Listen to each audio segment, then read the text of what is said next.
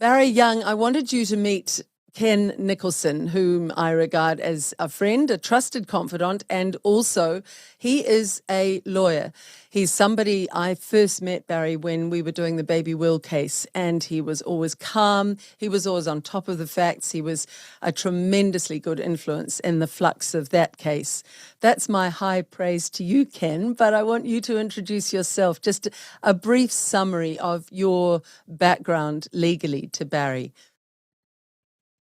Yeah, well, I'm a barrister who's been exposed, I suppose, to lots of people who have come forward with vaccine injuries. And, I mean, obviously, it's very hard to ignore the plight of those people. And so I've acted on their behalf in employment cases, rest home cases where they haven't been able to get into these rest homes to see their family, and negotiated situations like that. So I have a vested interest in helping those that are unfortunate or not able to fight for themselves. Wow. That's beautifully put. That's yeah.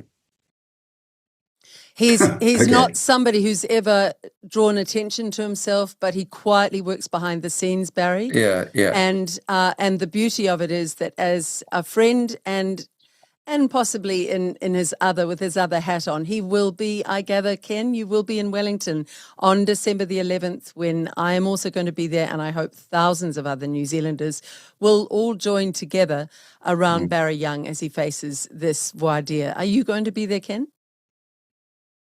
Yes, I am. I'm travelling down by car. I'm going to make a bit of a road trip out of it, staying at Taupo on the way. But I'm interested in the legal aspect of it as much as anything else, because this is very important for Barry, but also for New Zealand, possibly for the world. Yes. In terms of democracy and free speech, it's essential. It's a really big case. It is. And can I just say, Ken, it's lovely to meet a lawyer who's on the right side, a good lawyer. They're few and far between. And that's been my bitter experience of New Zealand law, especially the Crown lawyers who previously, when you deal with the Crown, you assume that, they're the good guys. And I'd always be rooting for them, when they go after the big criminals, the murderers and the rapists and the, whatever, drug dealers. But the last 2 years, it's just been awful. And I don't know if it's part of the games that they play, or is it just like they're singling out me for this? Because I feel I've had some really harsh treatment by the Crown. And it just seems like it's been really unfair how they've been behaving. And I hope they're not like that to everyone by default, because I've just seen an absolute rotten, corrupt system unfold. And I never, ever, ever thought I'd say that. Well, I think it's an inconvenient truth for the health department. So they don't necessarily want to reveal these information or the stuff you're bringing forward, because it puts them in a very bad light. Well, yeah, I mean, if you look at it, it is a very nuanced case. And the Whistleblowers Act, when they wrote it, everyone in Parliament was, this is a great piece of legislation, had all the support from across the House, full party support. But I never, ever, I don't think they anticipated that the lens would be reflected back on them and me accusing the government itself of something like this. I don't think they ever visualized or anticipated that. And it's really caught them off guard. And they're behaving now exactly in the same way as the act was designed to prevent. And it's incredible to see. It's like fate is not without a sense of irony. No, true. I will make one comment on those Crown lawyers. They are doing their job. One would like to think that they're not bad people. They're just I hope so, doing what they have to do. But it's kind of frustrating to deal with them. Liz has been a lawyer. She knows that they have to defend their client. That's what they're doing. The Crown, yeah. I'll say right in the middle here, just my experience myself in my lawfare case. I looked at the Crown lawyer, Ken, who was on my case. He was just about to go off for a holiday when I'd been Oh, that's found right. Yeah, guilty your experience. of touching and touching someone, saying "excuse me" twice, guilty of assault. I He was know. about to go to some tropical island holiday, and as he went out of the courtroom, I thought, you've looked at all of the police footage and you would have been part of the decision to hide the evidence, because we never got the footage that was over my shoulder that would have shown the police assault on me. And that was when I, really lost my faith in the system and in the judges. So Barry and I have both been very burnt in different ways, but I think it's good to have, see, Ken is sanguine. He's very balanced. He always looks at both sides. He's a very good lawyer, Barry. And that's a perfect it is. word to be a lawyer, actually, to have that calmness and that balance, because law is about balance. It's it's either a balance of probabilities or it's a scales of justice. And so balance is very important with that. And as Crown lawyers, they should firstly, they should be innocent until proven guilty, and they should also be willing to accept that maybe I'm right and they are wrong, and I haven't done anything wrong. Well, they shouldn't be trying to make the playing field so unlevel. So, for example, when that footage of mine was withheld by the police with the sanction of the Crown prosecutor, they should have known that's not fair. That's not a level playing field. In your case, Barry, there have been endless games. We won't go into the legal complexity of this, but you have just been told that they want to introduce something 3 days out from the trial. What is that, Barry? It's mind-blowing, this stuff, what they're doing. And this goes right to the core of the Whistleblowers Act. And it really doesn't matter if you're pro-vax or anti-vax. You can park they can call us whatever they want, conspiracy theorists, cuckoos, whatever. This is nothing to do with that. This affects all New Zealanders. And this is why it's a really important legal case. And I'm not blowing my own trumpet. I wish it wasn't. I really do.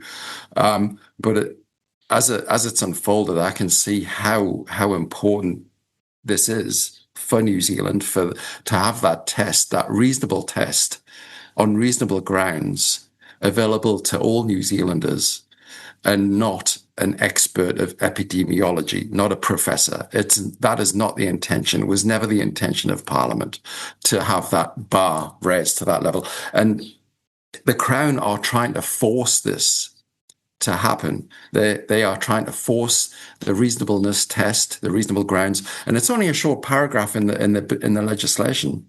It's not much, but it does say reasonable grounds, and the interpretation is that it's a subjective objective test. So it's my belief, but it's also the belief of a reasonable person in a similar position at that time, not an expert professor. In hindsight, with all his charts and graphs and, his epidemiology and all that sort of stuff. It's not about that. It's about what a reasonable worker, an average worker, saw at that time. And the Crown have completely misinterpreted that, and they're trying to force this through. And the latest trick that they've done, they sent this professor's report and statement several months ago, and I went through it, and part of it was saying, he said right at the start, I have not been asked the question as to whether or not the COVID vaccines are causing excess mortality in New Zealand, as I believe that is not a question in these proceedings. It's like, hang on a minute, that means you haven't even looked at the data to see if it's causing excess deaths. And that's the whole crux of the protected disclosure, is to look at the data and realize, hey, there's something wrong here based on a reasonable grounds test, which, anyone can see there is something not right here. Anyone can see that. It's not a professor thing. And they're just completely warping it. So what he said in his statement, I pushed back on that several times. I pushed back really hard. I submitted memo after memo over the months saying that this is not real evidence. It's not an expert opinion. This should never be admitted right at the start, because it's not helpful to the court. It's like it fails so many tests of admissibility. And yet they're still forcing it in, and they're claiming that, oh, we want him to be made available for me to cross-examine. I said, I don't really want to cross-examine him because that would be a huge mistake because the court would just go with him, I believe, because he's a professor. Are you still unrepresented? Yeah, I'm still, but the trick that they've done now is because I pushed back so hard and I completely destroyed his entire report and statement with other memos. And I used a time series cohort analysis to do that. I actually went to that level of the expert, and I produced a document which is I think would show. Which I don't need. Exactly. I don't have to do that. But I went to his level and said, if I was a professor of epidemiology, this is what I could have done, and this is what I should have done. And hey, bingo, there you go. Excess deaths, tons and tons, thousands and thousands and thousands of them. And these are real people. These are real lives. And he has not done that. And so because I submitted that report back in August, September, they've then come back at me. And this is just recently, this is in the last few days, and this is the insanity of it. I got a memo on Friday from them saying that we are going to give the professor's report, his new revised report, taking into account all my stuff. They're going to submit this to the court on the 8th. That's today. That's 3 days before the hearing. How many laws does that break? They've had my devices. They've had all the evidence. They've had all the data for 735 days since the 3rd of December, 2023. They've sat on it. And only 3 days before the most important trial to date in my life, they're giving this evidence, this expert evidence that I've got virtually no chance to analyze or look at. And do you think the court's going to admit that? I mean, as a lawyer, knowing what the Criminal Disclosure Act and all the evidence acts, you would have to say no, right? But let's just watch and see what happens. You have seen it, you've read it. What do you think? No, they haven't done it yet. I'm still waiting. They said, Mr. Young will have this by the 8th of December. That's today. So far, I've looked at the inbox, still nothing, still nix. So let's just do a recap here. 3 days out, just while you think of your response, Ken. 3 days out from the voir dire, and the voir dire is a pre-trial to decide whether Barry Young qualifies as a whistleblower for whistleblower protection under the New Zealand whistleblower legislation. I will say here, Ken, Barry is so thorough in his research. He has sent me page after page of the Hansard reports, which were the parliamentary discussions that they had at the time they were discussing this whistleblower protection legislation. And he falls absolutely within what they were discussing. This is the sort of person who should get protection to put out the truth about what are crimes in New Zealand. I'm going to divert off for a second. We have a criminal scene. We have a scene of criminality in New Zealand. We have evidence of criminality. We have the chief perpetrator of that criminality, a woman called Jacinda Ardern, going around to places like Graham Norton and sitting on his red couch as a lovey and being poured at by Kate Winslet as a world heroine. She pushed these crimes, and Barry has the evidence in the database that he built of the crimes. And so we have this woman tripping around the world, betraying her country, but not caring a damn about the New Zealanders who've prematurely died. And we have this man who is trying to just do the right thing. And we have the government working as hard as they can against him. So, Ken, your reaction, that's my reaction. It makes me sick. Well, I don't think we should politicise it too much. I'm reserving the right to do that, but you're a lawyer. I have my journalist hat on. You can be the lawyer hat. No, that's true. So I think that the actual concern is around how the judge will see how much Barry fits into the act, and reading it basically basing it on the criteria for that, which is making a disclosure in good faith. He has every right to bring that forward if he believes public health is at risk. That's Just the one of same the as things. if you're real estate. Sorry, can I just ask you that? They say it has to be in good faith. Now, that's the one thing I've been struggling with. What exactly does that mean in law? Is the onus on them to prove bad faith, or is the onus on me to prove good faith? And what is good faith? Well, I think the judge has already made some comment about that you're you have a strong argument and you're a good man. But I think it's really a question of, it is a legal issue, but it's subjective. Mm.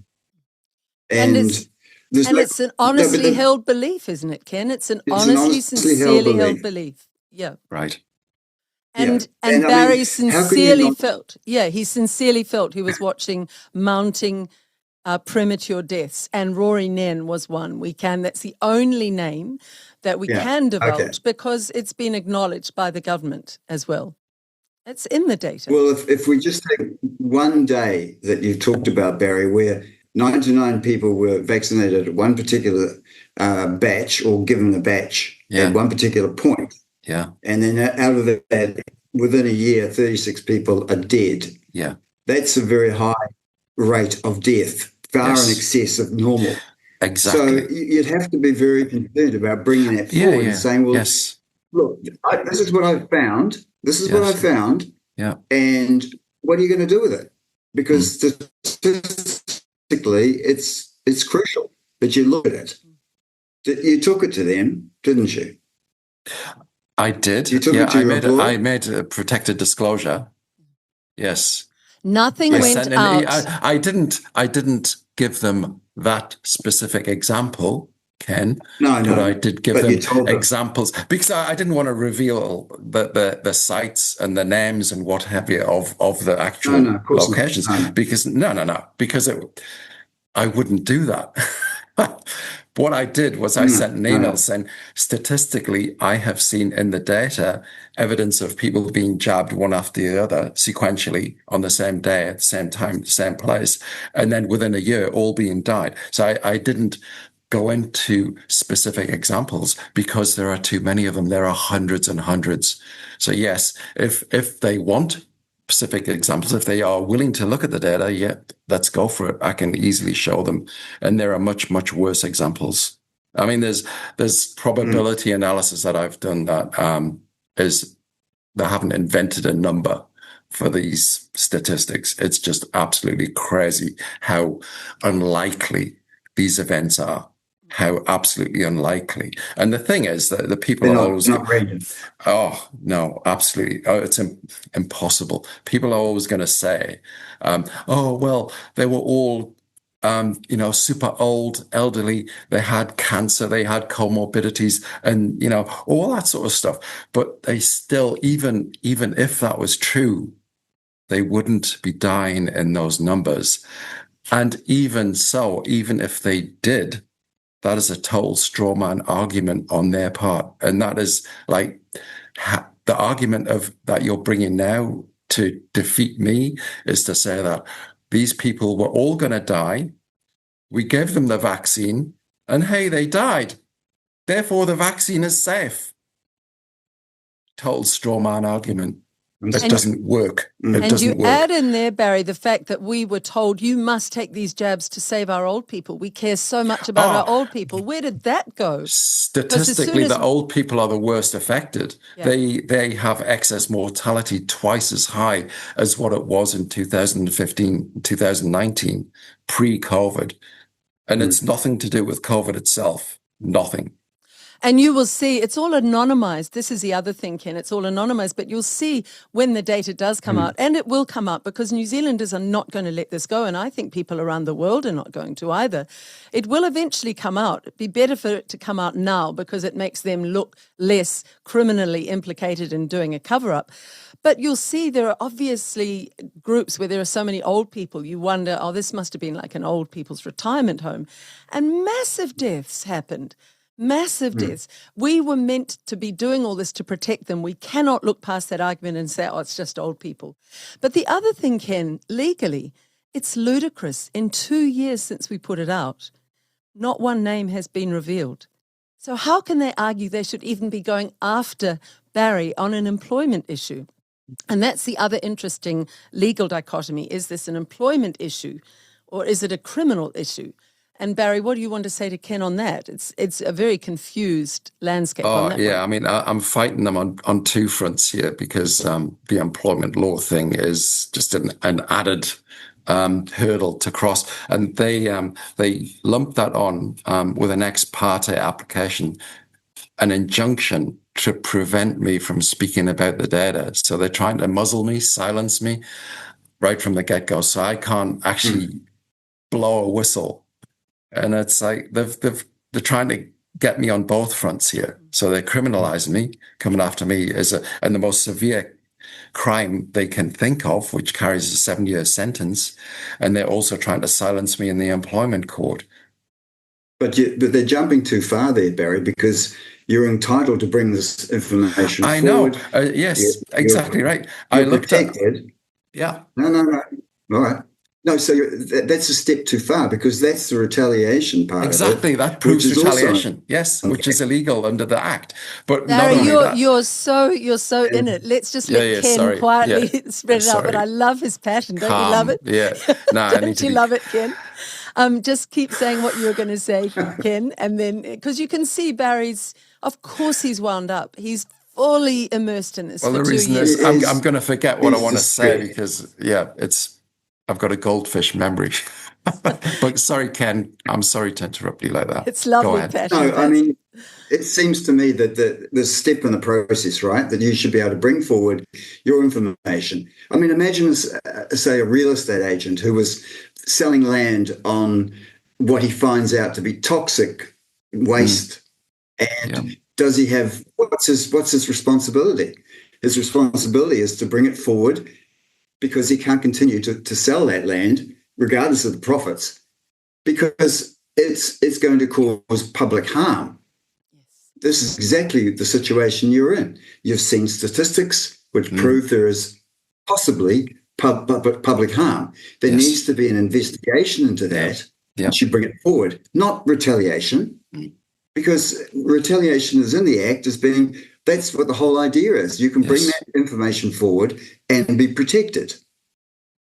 And that's what our democracy is all about. It's about allowing people. It should be. Well, that's what we're looking at, isn't it? We're looking at much wider issues here. And so, yeah. I want to get back, Ken, to your opening comments because I didn't really tease those out, but you said this is a really important case for New Zealand and the world. Just elaborate on that a little more. Well, I mean, when you look at the Act, it says, if you bring, can I just read bits of it? I'd love you to, because it brings the public. It brings the public with us as well. And again, just while Ken's looking that up, please, New Zealand, if you can take the day off on December the 11th or the day before, if you're out of Wellington, if you're in Wellington, take the day off, come to the District Court at 9 a.m. We need the pavement full of supporters for Barry Young to send a message to our judge, whoever it's going to be. We expect real justice, and real justice would be that this brave man, this brave New Zealander who's sacrificed so much, is given protection as a whistleblower under the Whistleblowers Act, and that this ridiculous legal action against him is brought to a close and the data is put out to the public. I'm very clear on that. So yes, can we go back to the statute, Ken? Well, just in terms of the Act and who it applies to, it applies to both public and private sector workplaces and covers employees, contractors, volunteers, and others who make disclosure in good faith. Then it goes on to say the scope of the Act covers serious wrongdoing, which can include illegal and irregular use of money, risk to public health and safety, or criminal offences. Now, whether it's criminal offences and things like that, that's something, another argument for another day. But it certainly is looking at public health. Public health is at risk here because if they continue rolling out the vaccination when they know, well, they don't know, but this is the whole point. We need to investigate that it's causing harm and deaths, possibly. So we need to stop it in order to find out what's going on. Yes. And that's what this information Barry's bringing forward should result in. It should result in a halting of the situation, as happened with thalidomide. Yes. I mean, that was just, you couldn't continue injecting mothers with that, because what was happening was children were being born with deformities. Yeah. So they stopped that. And this is the same. If people are dying and you have statistics showing that, if you have people showing that, statistics, you have to stop it and ask the question, what does this information mean? And then make some decisions around that. But it's an inconvenient truth, as I said, because it doesn't serve anybody, this information, except the ongoing process is going to be harmful. Obviously, the Health New Zealand doesn't want to have to reveal this information because it makes them look bad, and possibly they will claim that it's going to alarm the people and things like that. Well, people will be very alarmed if they know that they're going to continue getting these injections and possibly be harmed by it. Yes. So that's the point. And you said it doesn't serve anybody except it serves the people, because the people have the truth. And why do we have a health department if they're not really deeply concerned to protect the health of New Zealanders? Why do we even have a government if they're not concerned to listen to the concerns of the people they're supposedly representing? There's no point to either of them if they don't honour this truth. I was interested where you said about the criminality. Surely the whistleblower protection, Ken, is saying, in the greater interest of exposing a bigger crime, you are allowed to do a smaller transgression. It's a hierarchy of transgressions, but we're talking serious criminality. If this jab was rolled out to New Zealanders, and our government at the time and this current government are aware that it's doing harms and they are looking the other way, that to me just reeks of mafiosa kind of criminality, covering each other's backsides. Yeah. I'm not talking like a lawyer today. I'm talking like an impassioned journalist, Ken. All right. I love your passion, Liz. Well, I'm probably talking more like a mother and a grandmother who does not want this to continue. Too. Yeah. So I can't talk like a journalist and just throw ideas out there like you can. Yeah. I have to be a bit guarded about what I say, but I just think that those issues around criminality, that's for another day, to be honest. But this is today, or on Thursday. Barry's Day in court is very important for all of us. Yes. And I just think that justice should be done and seen to be done, just as Barry has already quoted. And I think it's important that we have the opportunity to continue with this act. This act is important. Yes. So, and it says my internet's not continuing, but I think it's all right, isn't it?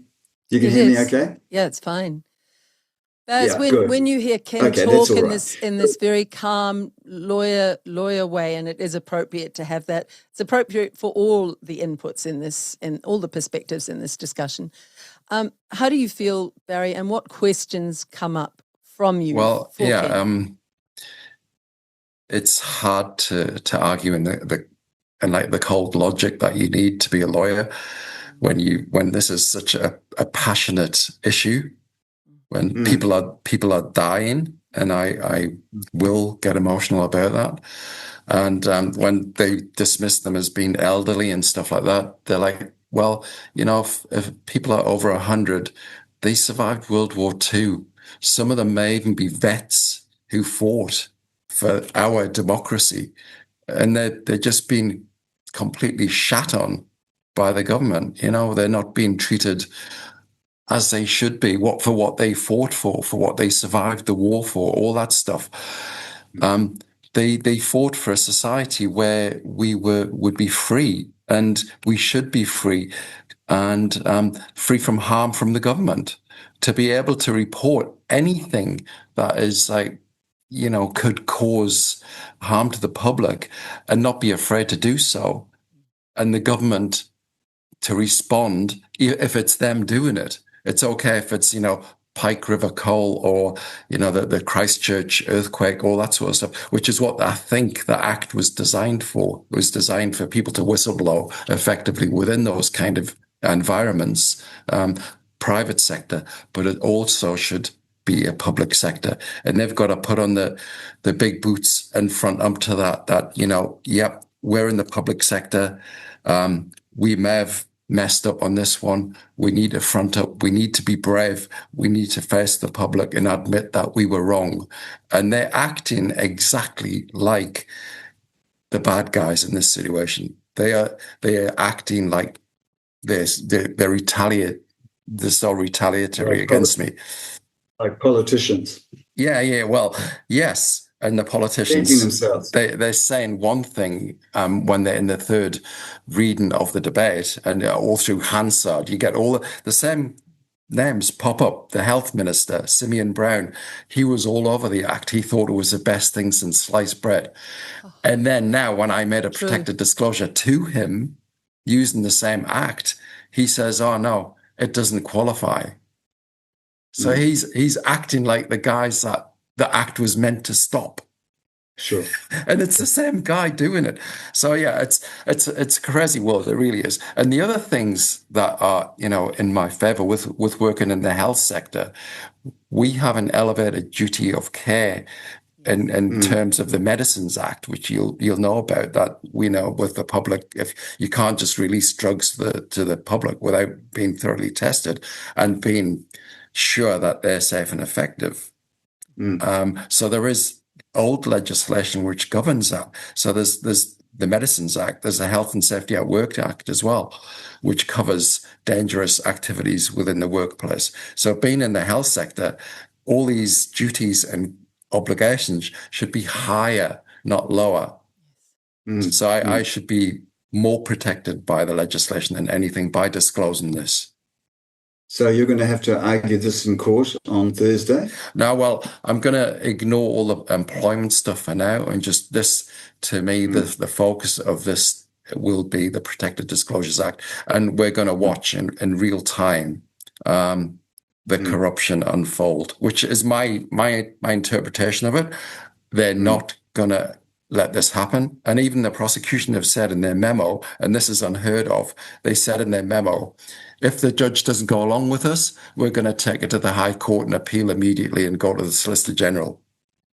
So your agony goes on. Yeah, exactly. They're going to instantly appeal it. So even if I get the judge agrees and I'm immune, it's going to be back on the table instantly.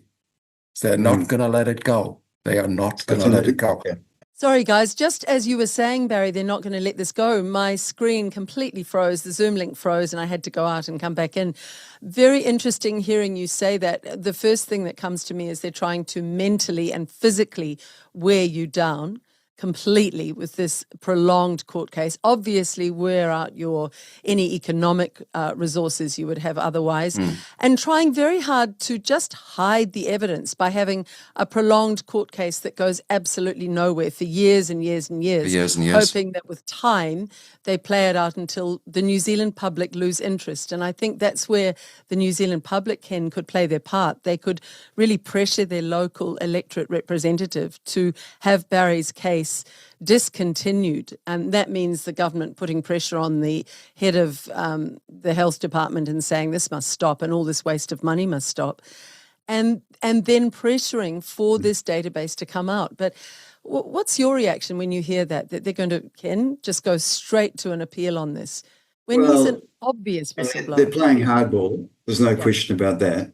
and they're using fairly strong, almost bullying tactics to make him obviously wanting to think about his position, so that he perhaps doesn't want to carry on because he can't afford to, or because he can't continue with the psychological beating that he's going through, which is very stressful for him. It's obvious.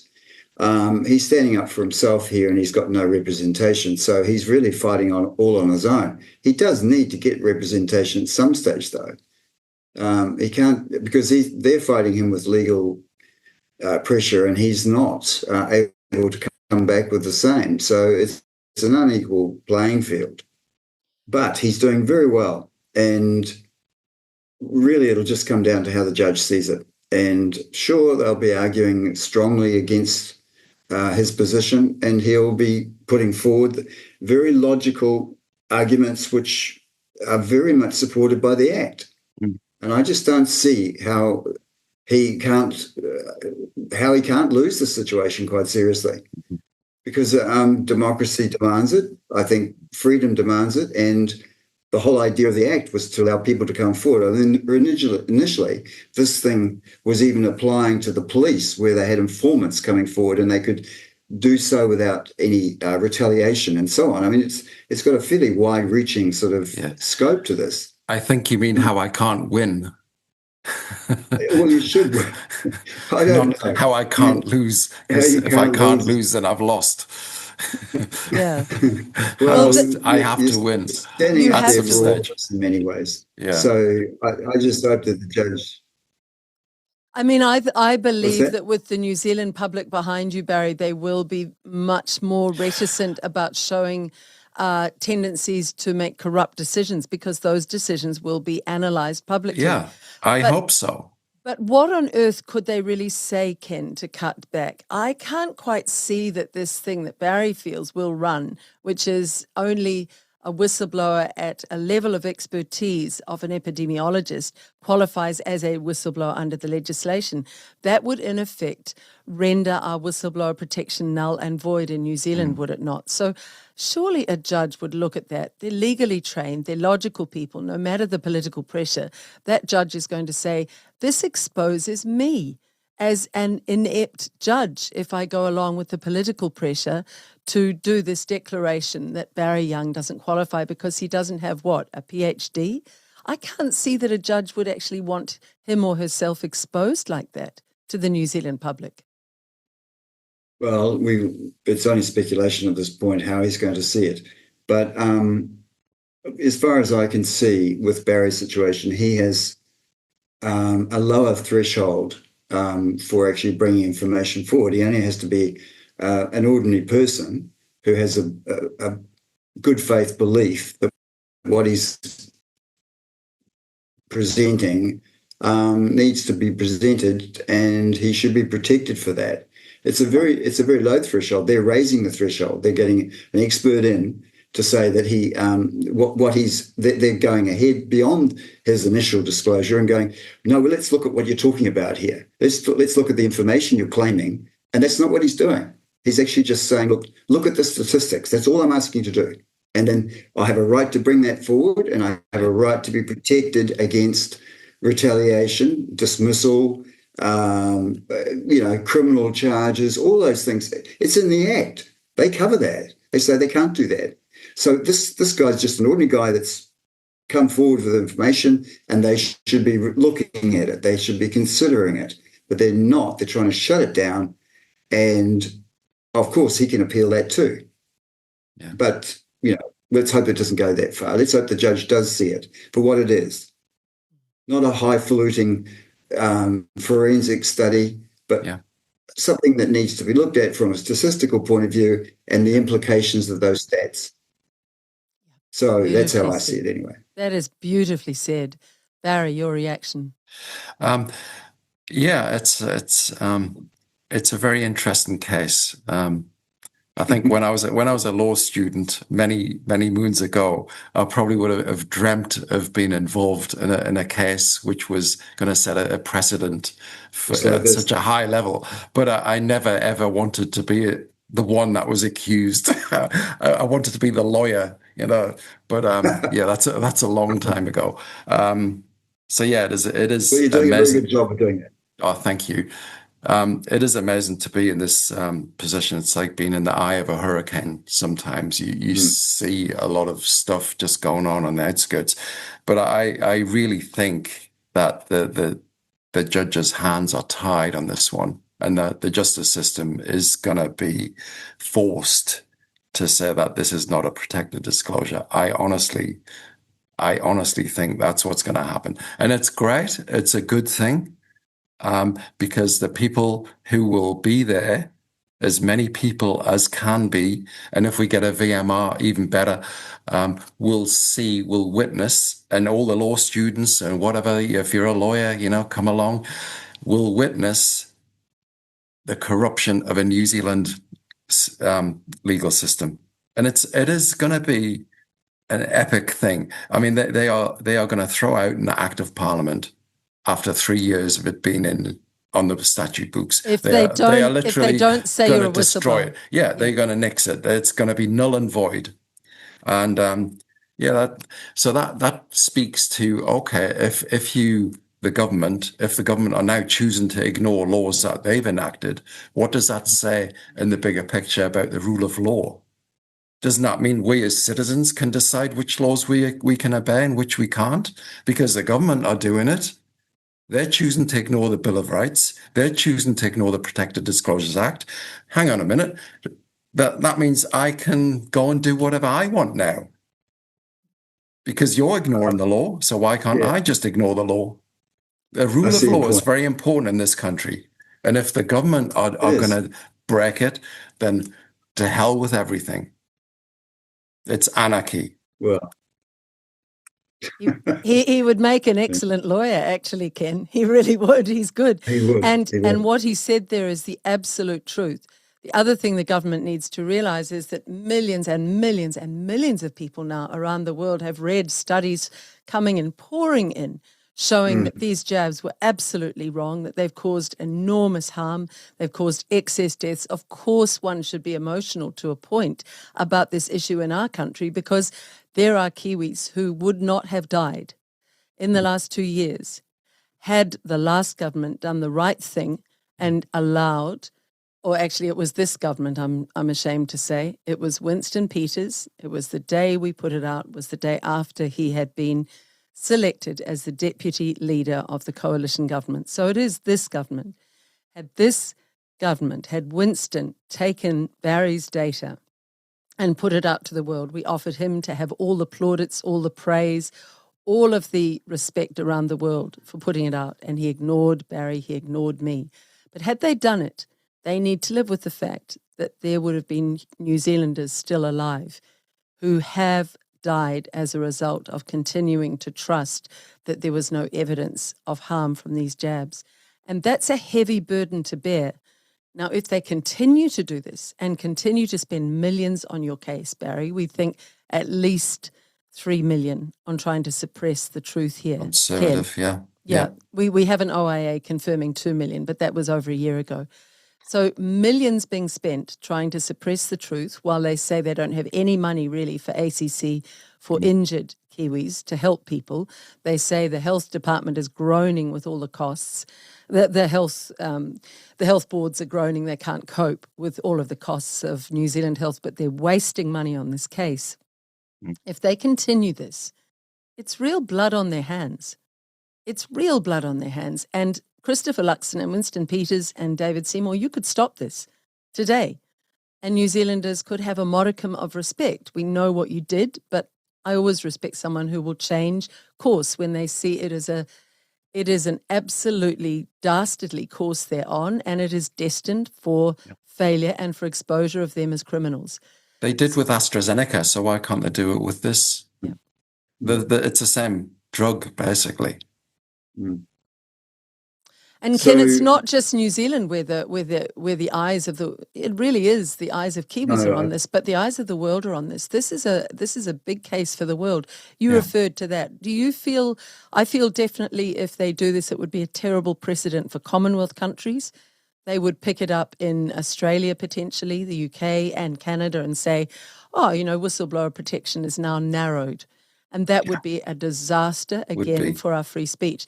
But what do you think legally this would do if they uphold it and do the right thing, Ken?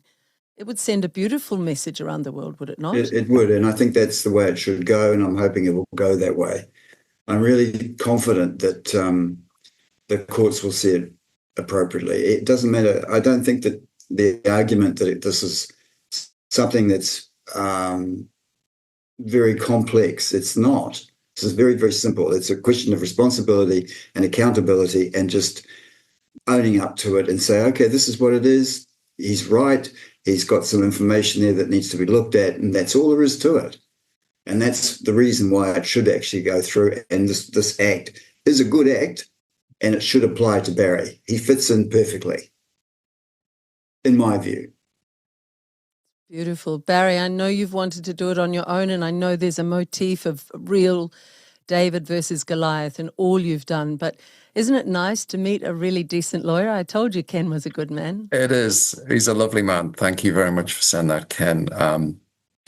It would be great if we live in a world like that. It really would. And I pray I've got the truth will always be on our side, Liz, no matter what. Even if justice is not, even if justice bailed on the very first day, that we are always protected by the truth, and we always have the truth. So one day, who knows, maybe it will have to go to the High Court or whatever, or a criminal trial, in which case we're talking 2 or 3 years down the track, and I'll probably be retired by then. But yeah, it is a ridiculous case, and it is. When you look at it, Ken, in those terms, it is a simple issue. It is a real simple issue that could have been resolved on day one.